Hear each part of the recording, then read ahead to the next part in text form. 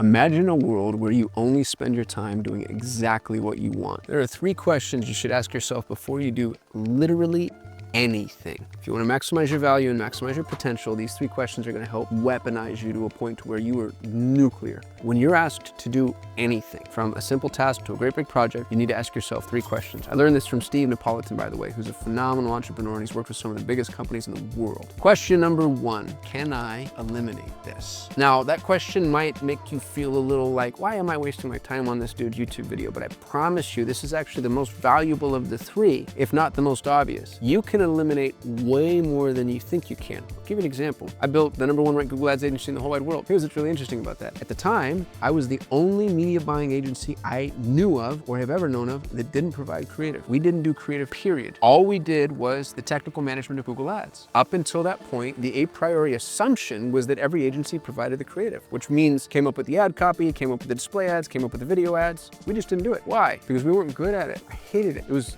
hard. And if the creative failed, we were held accountable to it. So I just decided to eliminate it. It didn't work with my framework. We could get really, really, really good at the technical optimization, and we told the clients, hey, you're responsible for coming up with creative. And they did. I eliminated what other people assumed was a core pillar of the service. I didn't charge any less money, and it didn't hurt me an ounce. There's so much about your business that you can eliminate. There's so much about what people are asking you to do that you can just eliminate. If somebody asks you for a meeting, instead of going to your calendar and deciding, when am I available, do you need to take this meeting? There's so many meetings that people accept that they just shouldn't be on. I can't tell you the number of employees that I look at their calendar and I'm like, what are you doing? Asynchronous communication can accomplish 90% of what people decide to schedule meetings for. So many tasks that you should just eliminate. Messenger is a great example of this. I'll check email, Slack, WhatsApp, and SMS, and that's it. People are coming to me like, oh, dude, hey, I sent you a message on Facebook. Yeah, I don't check Facebook. Sent you a message on Instagram. Don't care. Not on Instagram. Sent you a message on LinkedIn. Never on LinkedIn. Why, if you message me in your chosen form, am I obligated to respond? It's nothing but a cesspool of solicitors and you. Just eliminate it. Don't do it. I don't check voicemails. Don't leave me a voicemail. You can text me. Why would I do that? Why would I allow you to dictate how it is that I'm going to engage with content or communication? It doesn't make any sense.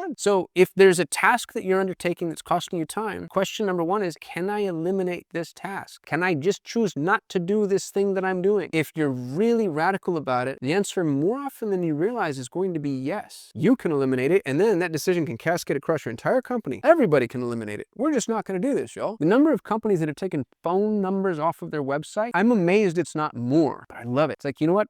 We're not doing phone calls. Phone banks are expensive. Receptionists are expensive. It just pisses customers off. Voice-based support is difficult. Either we try to find somebody on home turf, which is expensive, or we try to outsource it, which pisses people off. You know what? We're just not going to do it. Drop a support ticket or where you're not your company. We just eliminate it. We're just not going to do it. Question number 1, can I eliminate this? Let's say you can. So you're like, no, I actually need to do this. Great. Doesn't mean you're going to do it yet. Question number 2, can I automate this? This might be the most potent question you ask yourself in the world of AI. Can I automate this? I don't care if this is a 15-minute task and it takes you 2 hours to build the automation. That's a great trade. That means that you will never have to do that 15-minute task again. If you're a business owner, entrepreneur, or a leader in your organization, that also means that nobody else in your organization will ever have to do that 15-minute task again. That's 8 times. You need that task to take place 8 times in your organization, and now it yields innumerable benefits forever. So can I eliminate this, and can I automate this? And by the way, a great role for you to hire for is a director of automations, which ends up being some 12-year-old in grandma's basement who just really knows how to piece things together. I'm kind of exaggerating, but I'm kind of not. The younger the employee, the better they're going to be at really understanding the way that automations can and should work. And what's really cool about AI is we're going to get to a point to where the AI will automate it just with the request. Ask ChatGPT now. My favorite actually is Google's AI Studio. You can go to Google AI Studio. Try this today. You can go to Google AI Studio. You can share your screen with Google AI Studio and pull up Zapier, your inbox, basically any system that you want, and say, hey, how do I do this? When somebody fills out a form, this thing happens, and then I have to do this thing. If I were to automate this, how would I go about it? And it'll walk you through step by step, prompt by prompt. It won't necessarily always work perfectly, but if you watched my video on half-built bridges, that's okay. Build the rope bridge. If you haven't watched that video, go watch it now. Can I automate this? And in the world of AI, you probably can. So can I eliminate this? No? Okay, no problem. Can I automate this or automate some part of this that gets me a little bit closer? Chances are you can. Let's say the answer is no. Question number 3, can I delegate this? Can I eliminate? No. Can I automate? No. Can I delegate? You as an entrepreneur, and this is my very bold opinion that you will never talk me off of, the answer should always be yes. This is the last line of defense. There is nothing from a task or project perspective that you should be doing in your business. If you are doing the work, you don't own a business, you own a job. Which, by the way, is okay. If you love to bake cakes,